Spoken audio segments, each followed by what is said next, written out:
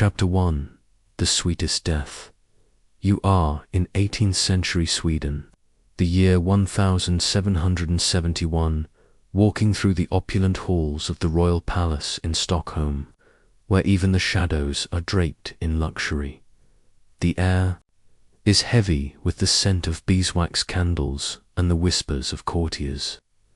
Through gilded corridors, you follow the aroma of cardamom and fresh cream, an innocent trail that will lead to one of history's most absurd royal endings.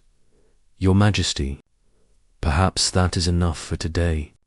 The court physician wrung his hands nervously as King Adolf Frederick of Sweden reached for his 14th semela, a cardamom-spiced wheat bun filled with almond paste and whipped cream.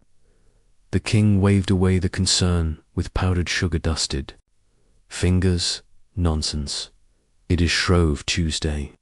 If I cannot indulge today, when can I? No one dared contradict him. The 60-year-old monarch had already consumed a feast fit for 3 men, lobster dripping with butter, briny caviar on toast points, pungent sauerkraut, smoked kippers, and several glasses of champagne that fizzed and popped like tiny fireworks in crystal flutes. But it was the semela, those innocent-looking cream buns, that would cement his place in history. More hot milk for my Hetfi GG, he commanded, referring to the traditional Swedish method of serving semela in warm milk. The physician exchanged worried glances with the royal steward. King Adolf Frederick was not known for his dramatic exploits or military conquests. In fact, throughout his 20-year reign, he had been largely a figurehead, manipulated by Parliament and foreign powers alike. But in matters of appetite, he reigned supreme.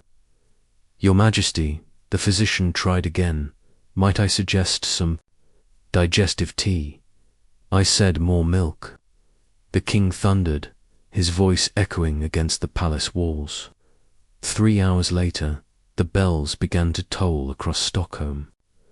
The king who had lived without remarkable incident was dead, felled not by an assassin blade or a rival poison, but by 14 cream buns.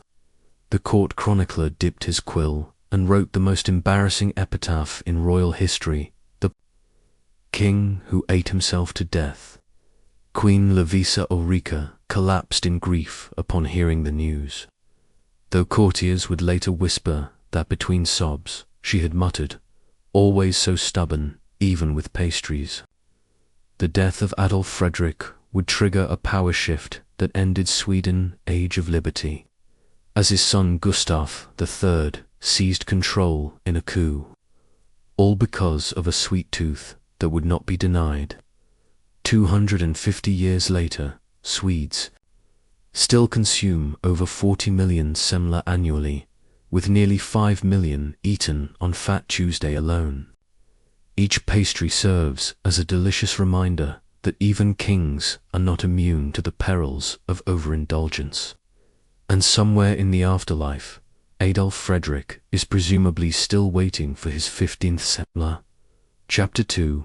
The Throne Room Tragedy. You are in 18th century Britain, 1760.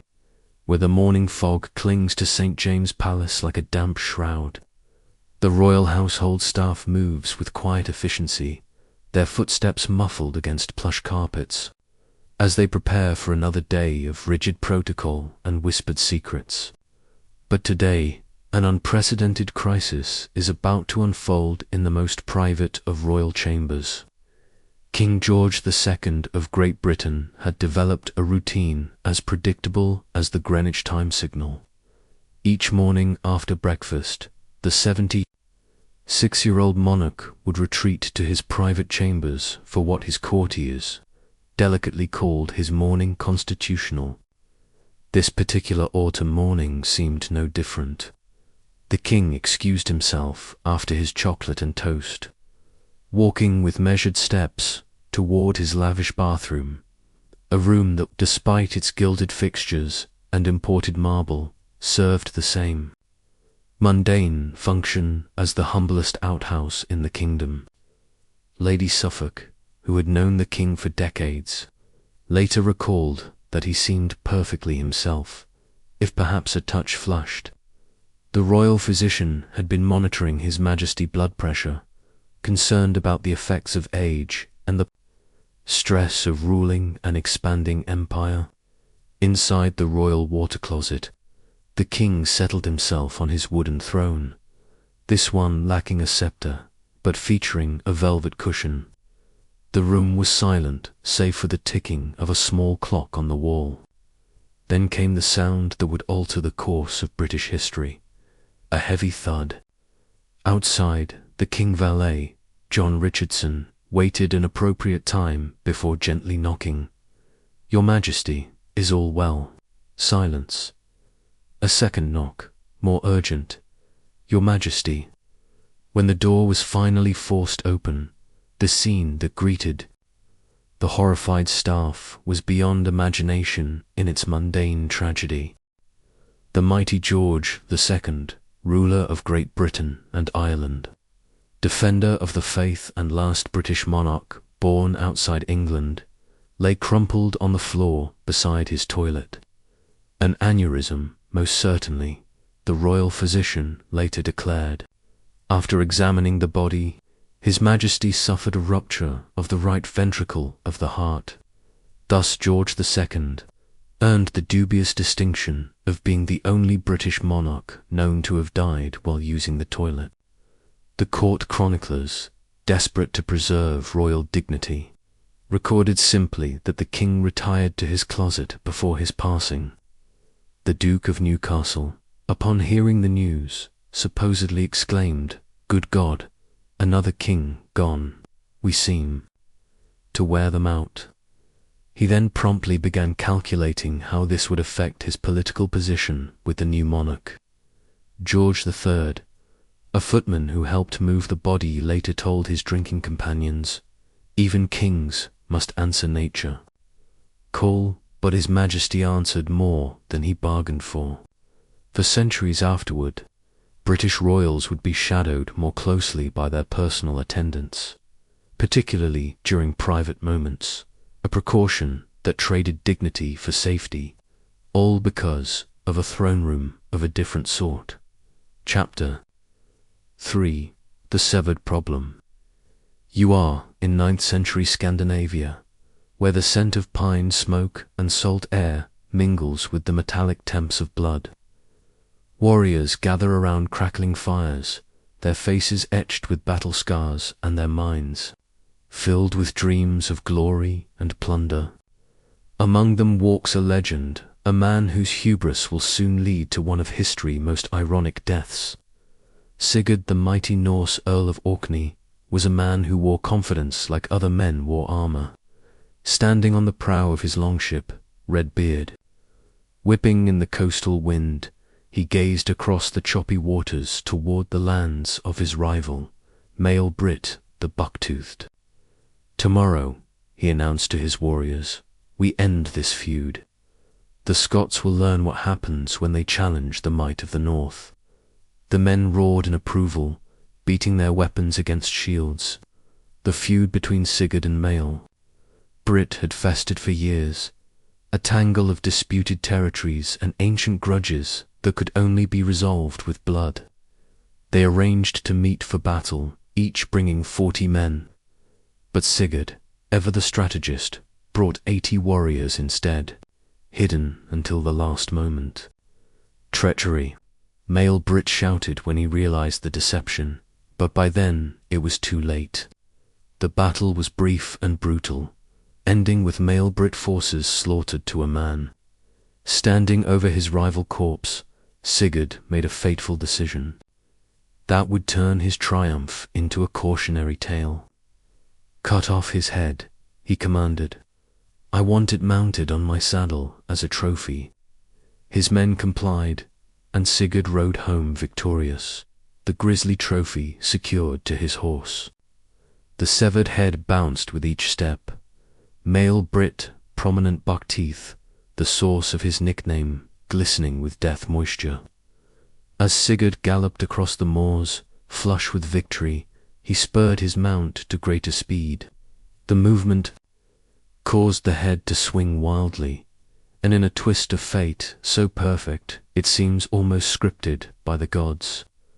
Male Brit Bucktooth scratched Sigurd's leg. A mere scratch, Sigurd laughed it off when his men pointed out the injury. But within days, the wound had festered. Infection spread through Sigurd's body like wildfire in summer grass. Fever gripped him, and delirium followed. In his final moments, witnesses claimed he muttered, "He is still biting, still fighting." Sigurd the Mighty, who had survived countless battles and built a fearsome reputation, died from a scratch inflicted by the tooth of a dead man, the very rival he had defeated and humiliated. News of his bizarre death spread throughout the Norse territories and beyond. The skalds composed verses about the warrior who was mighty in battle but felled by a dead man tooth, a reminder that pride often precedes the most spectacular falls. In the great halls of Viking lords, his story was told as both entertainment and warning. Even in death, your enemies can find a way to take revenge. Chapter 4. The Prince and the Rice Chest. You are in 18th century Korea, 1762, where the royal palace grounds stretch like a forbidden city within a city, its curved tile roofs and painted wooden beams creating a landscape of tradition and power. Behind these walls of splendor lies a reality of court intrigue and family tragedy, so dark it will haunt Korean history for centuries to come.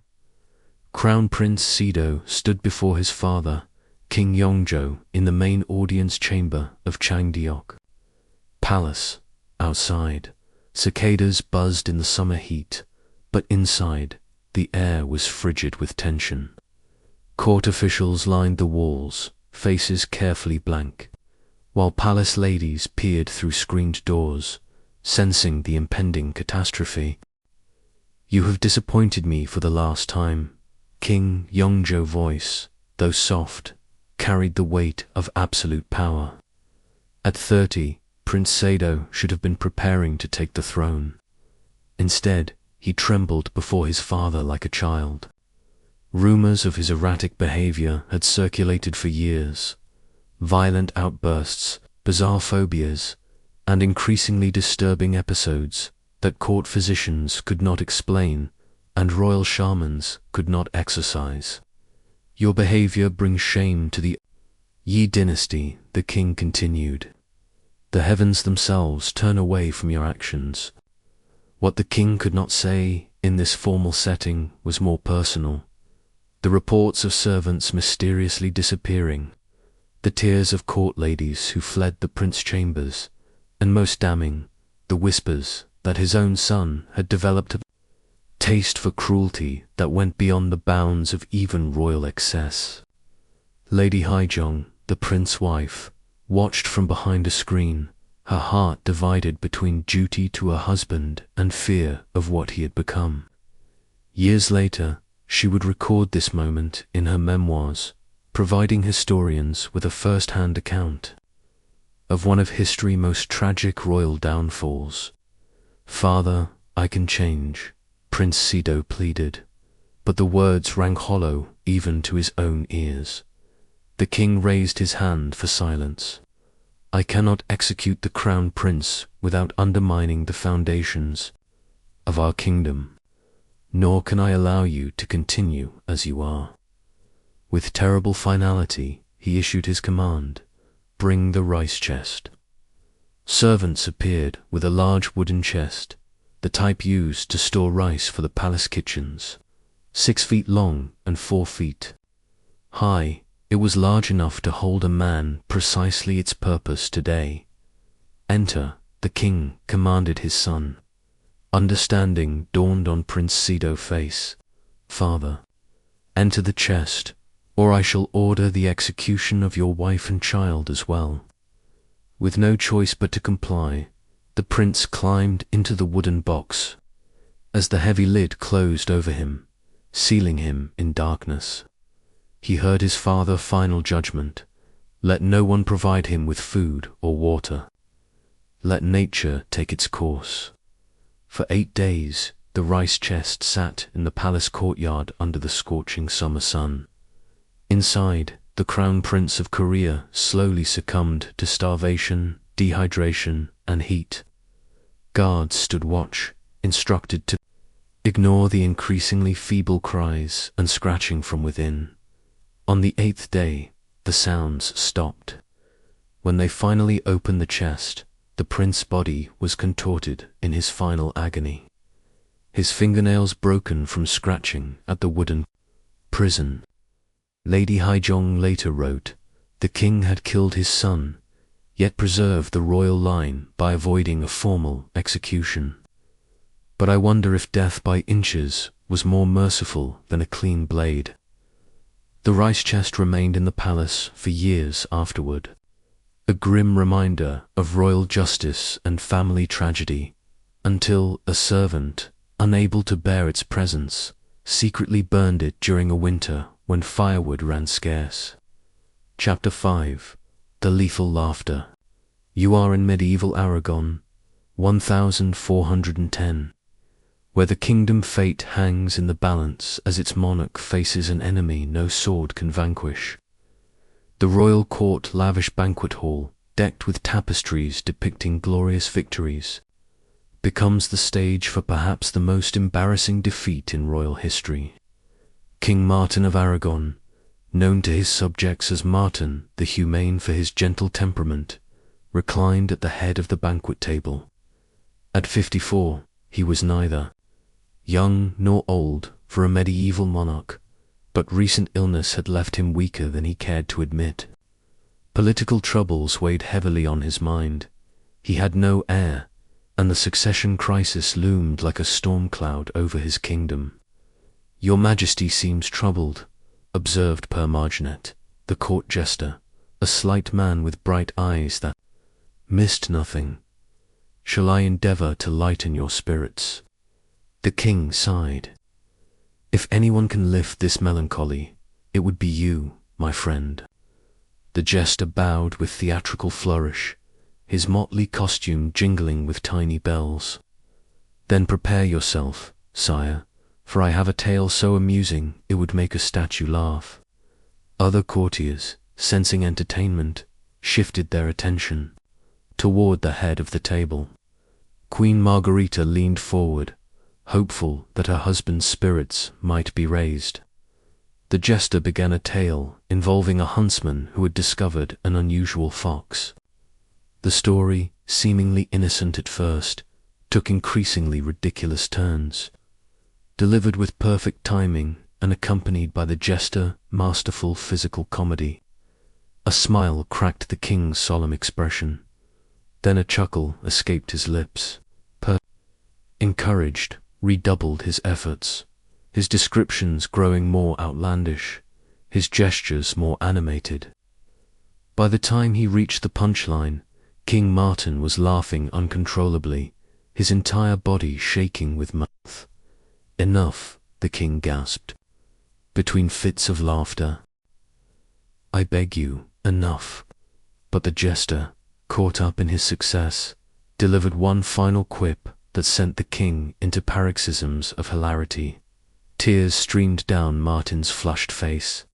He clutched his stomach, which had been giving him digestive troubles for weeks. Suddenly, the laughter transformed into a horrifying sound, a strangled gasp that alarmed the entire hall. The king's face contorted, no longer in humor but in pain. "His Majesty is unwell," shouted a courtier as Martin slumped forward. The court physicians rushed to his side, but it was too late. The excessive laughter had apparently triggered something catastrophic in his already ailing body, perhaps a seizure or heart failure, the medical knowledge of the time being insufficient to determine the exact cause. Within the hour, King Martin of Aragon was dead, killed by the very thing designed to heal his spirit's laughter. Queen Margarita turned to the horrified jester, who stood frozen in shock. "It seems your jest was too effective, Master Per." The jester fell to his knees. "I never meant, I only wanted to bring joy, and so you did," she replied softly. More joy than his body could contain. The jester was not punished after all. He had only done what the king asked, but he never performed again. He retired to a monastery, where it was said he took a vow of silence for the remainder of his days. Martin death without an heir plunged Aragon into a 2-year interregnum crisis, ultimately resolved by the Compromise of Caspi, which placed Ferdinand of Antequera on the throne and changed the course of Spanish history. All because a joke was too funny for a king to survive. Chapter 6. The Emperor Last Elixir. You are in ancient China, 210 years before the Common Era, where the first emperor has united warring states under heaven mandate, yet battles an enemy no army can defeat, mortality itself. In his magnificent palace complex, where 10,000 servants move like silent shadows, Qin Shi Huang embarks on his final, fatal quest for eternal life. "Bring it to me," Emperor Qin Shi Huang commanded, his voice echoing through the cavernous throne room of a Pang palace. The imperial alchemist approached with trembling hands, bearing a small jade cup filled with silvery liquid that caught the lamplight and reflected it in mesmerizing patterns. Behind him, other court alchemists exchanged nervous glances. "Your Majesty," the chief alchemist said, bowing so low his forehead nearly touched the polished floor. "As requested, we have prepared the elixir of immortality. This is our most potent formula yet." At 49, Qin Shi Huang had accomplished what generations of kings before him could only dream of. He had unified 7 warring states into a single empire, standardized writing, currency, and measurements, connected defensive walls into a single great wall, and established a bureaucracy that would influence Chinese governance for millennia. But these achievements meant nothing if death could still claim him like any common peasant. "You have failed me 3 times before," the emperor said, his eyes never leaving the silvery liquid. "The previous elixirs did nothing." The alchemist swallowed hard. "This one is different, Your Majesty. It contains cinnabar and mercury, the most powerful agents of transformation, the very essence of eternity." What the alchemist did not say, what he dared not say, was that these ingredients were known poisons. But in the paradoxical thinking of ancient Chinese alchemy, poisons that could kill were also believed to hold the power to bestow eternal life if prepared properly. The boundary between medicine and poison was as thin as rice paper. The emperor took the cup. Around him, his closest advisors watched, with expressions ranging from hope to horror. His prime minister, Li Si, took a half-step forward as if to intervene, then stopped himself. No one contradicted the Son of Heaven. "To immortality," Qin Shi Huang said, raising the cup before drinking the contents in one swallow. The liquid burned going down, metallic and sharp. The emperor's face contorted briefly before he mastered himself. "It has power," he gasped. "I can feel it working already." The court alchemist bowed again, relief washing over his features. "Yes, Your Majesty, the transformation has begun." Within days, however, it became clear that the transformation was not what the emperor had hoped for.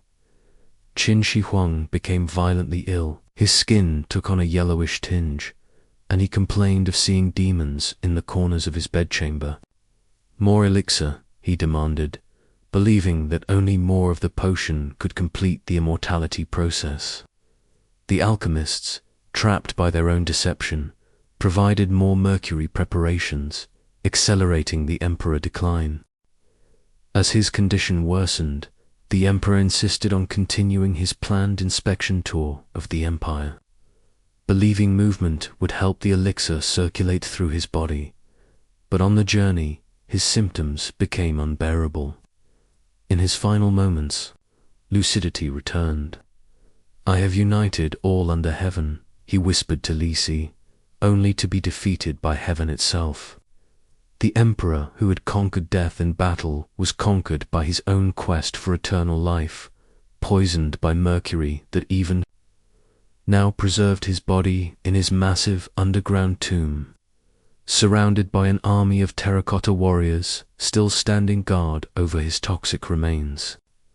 In the ultimate irony, the man who built the Great Wall to keep out invaders was invaded by the very substance he believed would save him. A reminder that even the most powerful ruler in the world could not overrule nature's fundamental laws. Chapter 7. The Pope Passionate End. You are in 10th century Rome, 964 of the Common Era, where the Eternal City ancient marble monuments stand in stark contrast to the moral decay spreading through its holiest institutions. Within the papal chambers, behind doors guarded by Swiss mercenaries, a scandal unfolds that will shock Christendom for centuries to come. Pope John XII poured another goblet of wine and raised it in a toast to his companion, a young woman who was decidedly not his wife. For popes, of course, were not meant to have wives at all. But then, John XII was not what anyone would call a conventional pope.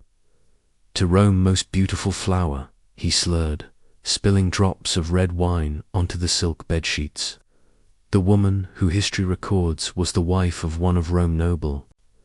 Reniarus giggled and accepted the toast. At 25, John had become pope through his family power rather than personal piety. Born Octavian, son of Alberic II of Spalato, he had inherited control of Rome as a teenager and appointed himself pope, taking the name John XII.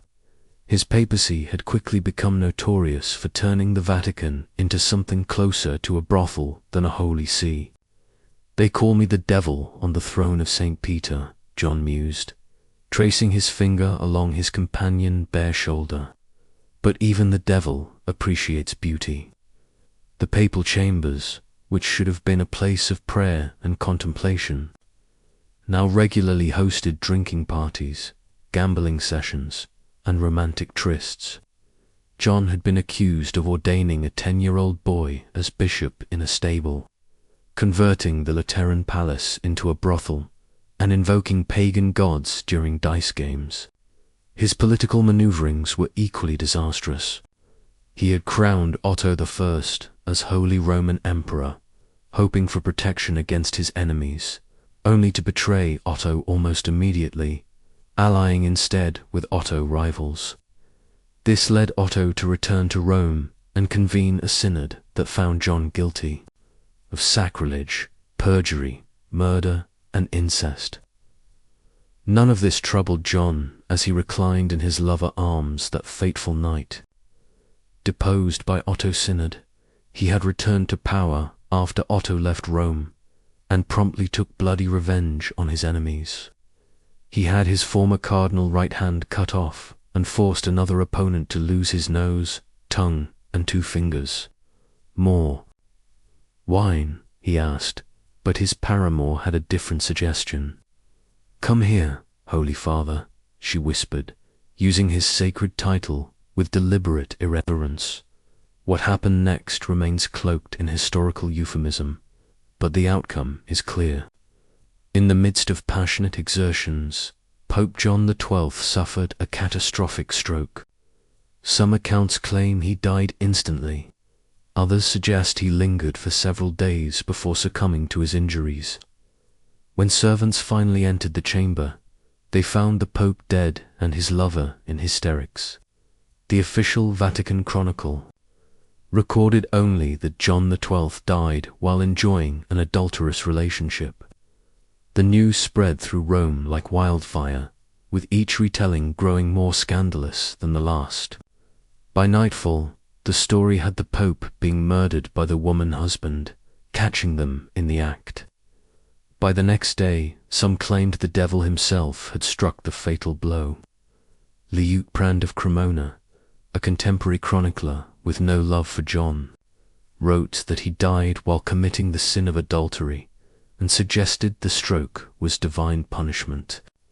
John XII brief, corrupt papacy and its ignominious end marked one of the darkest periods in papal history, during what historians would later call the pornocracy or rule of the harlots. His death during an adulterous encounter became a cautionary tale about the dangers of worldly excess, repeated by disapproving clergy for generations. And somewhere in Rome, a nobleman named Ranierius told friends that his wife had been visiting her mother that night and changed the subject whenever the late Pope name was mentioned. Chapter 8. Monkey Business. You are in early 20th century Greece, 1920, where ancient traditions and modern politics collide in a rapidly changing Europe. The royal palace in Athens, with its neoclassical columns and Mediterranean gardens, becomes the unlikely setting for one of history's strangest royal deaths, triggered by the most unexpected of assassins. King Alexander of Greece, just 27 years old, strolled through the royal gardens at Totoi Palace with his German shepherd, Fritz. The autumn air was crisp, and golden leaves crunched beneath his polished boots. Despite the tranquility of the scene, Alexander's mind was troubled by political storms brewing in his kingdom. A break from cabinet meetings is what I needed, he told Fritz, who trotted faithfully beside him. The dog ears suddenly perked up, alerting the king seconds before he too heard the commotion. Up ahead, gardeners were shouting and pointing at something in the trees. As Alexander approached, he saw the cause of the disturbance, a Barbary monkey that had escaped from the small royal menagerie. The animal was agitated, jumping from branch to branch and baring its teeth at anyone who came close. "Stand back," Alexander commanded the gardeners. "I will handle this." Despite having no particular experience with wild animals, the young king prided himself on his bravery. His father, King Constantine I, had been forced to abdicate the throne due to his neutrality stance during World War I, and Alexander was determined to prove himself a more decisive leader. Fritz barked furiously at the monkey, causing it to screech in alarm. The noise attracted another palace pet, a second monkey kept as an exotic companion for the king pets. "Fritz, heel," Alexander ordered, but it was too late. The dog lunged toward the monkey, setting off a chaotic chain of events. The monkey, cornered and terrified, dropped from the tree directly onto the king. Alexander raised his arms to protect his face as the frightened animal scratched and bit wildly. One of the gardeners rushed forward with a stick, attempting to drive the monkey away, but in the confusion, he struck the king leg. Finally, the monkey was captured, and Alexander, bleeding but seemingly not seriously hurt, laughed off the incident. "Well, that is something they did not prepare me for at military academy," he joked to his staff. The bite on his leg and the blow from the gardener's stick seemed minor, small puncture wounds that were quickly cleaned and bandaged by the palace physician. Alexander insisted on attending his scheduled meetings that afternoon, limping slightly but otherwise appearing fine. Within days, however, the wounds became infected. Fever set in, and Alexander's legs swelled alarmingly. The royal physicians, recognizing the severity of the situation, recommended amputation, but by then sepsis had taken hold. On October 25th, 1920, after 21 days of agony, King Alexander of Greece died from the infection, caused by a monkey bite. His last coherent words were reportedly, the monkey, is it dead too? The political consequences were immediate and far-reaching. Alexander, father, Constantine I, returned to the throne, changing Greece alignment in the aftermath of World War I.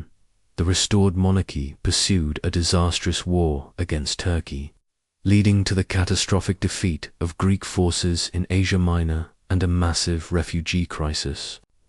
Historians later speculated that had Alexander lived, Greece might have followed a completely different path. Winston Churchill famously remarked that a monkey bite changed the course of history in southeastern Europe. The monkey itself, oddly enough, survived the encounter. It was removed from the royal menagerie and given to the Athens Zoo, where for years afterward, guides would point it out as the monkey that killed a king until the story became so embellished that visitors were told it had been trained as an assassin by political rivals, a conspiracy theory that persists in some corners of the internet to this day. Epilogue, Mortality Jester. You are in the present day, scrolling through these tales of royal demise with a mixture of fascination and disbelief. The smartphone or laptop screen illuminates your face as you read about kings and emperors who, despite their power and privilege, fell victim to the same random cruelties of fate that could befall anyone. In their absurd endings lies a universal truth about the democracy of death. History remembers conquerors by their victories, tyrants by their cruelties, and wise rulers by their laws. But these monarchs, who died by cream bun, toilet mishap, dead man, tooth, rice chest, laughter, mercury, adultery, and monkey bite, remind us that beneath the crown and behind the throne sits a fragile human, just as vulnerable to life absurdities as any peasant. King Adolf Frederick of Sweden, who could not resist one more semela, or 13 more, might be relieved to know that his death sparked a pastry tradition that continues to this day. Each February, Swedes consume millions of these cardamom-spiced, cream-filled buns, perhaps raising one in ironic toast to the monarch who loved them too well. George II, bar through misfortune, led to changes in royal protocols that prioritized monarchs' health over their privacy, a legacy that continues in the close monitoring of modern royal health, though thankfully with better medical technology and less intrusive surveillance. Sigurd the Mighty might appreciate the Viking-worthy irony of being killed by his dead enemy Tooth, a tale perfect for the mead halls of Valhalla, where warriors presumably share stories of their most glorious or inglorious deaths. Crown Prince Sido, tragic end in a rice chest, sparked reforms in the Korean royal family approach to mental health, though too late for the prince himself. His son would later become King Jongjo, who worked to rehabilitate his father's reputation and reformed the harsh court system that had condemned him. King Martin of Aragon's death by laughter reminds us that even joy can be dangerous in excess, though few would choose a joyless life to avoid the risk. His death, without an heir, changed Spain's royal lineage, proof that even a chuckle can alter history. Emperor Qin Shi Huang's quest for immortality through mercury elixirs stands as perhaps history's most ironic death. The man who unified China and built the Great War could not protect himself from his own misguided pursuit of eternal life. Yet his terracotta army and massive tomb complex have indeed made him immortal, if not in the way he intended. Pope John XII's scandalous end during an adulterous encounter served as a cautionary tale that helped spur later reforms within the Catholic Church, though it would take many more centuries and similar scandals before meaningful change occurred. And King Alexander of Greece, felled by an escaped monkey, demonstrates how even the most random encounter can change not just one life, but the destiny of nations. The conflict with Turkey that followed his death reshaped the Eastern Mediterranean and created geopolitical tensions that echo to this day. These rulers, who commanded armies and held power over millions, were ultimately humbled not by rival kings or revolutionary mobs, but by cream buns and toilets, dead men's teeth and laughter, Mercury and monkeys, the absurd, unplanned, and utterly human ways that death makes equals of us all. Perhaps there's comfort in knowing that even those born to the highest privilege cannot escape life's fundamental comedy. Or perhaps the lesson is simpler. Be careful what you eat, watch your step in the bathroom, do not mount your enemies' heads. On your saddle, avoid small, enclosed spaces, laugh in moderation, do not drink mercury, stay faithful, and keep a respectful distance from monkeys. After all, you never know which ordinary moment might become your legacy. Finn.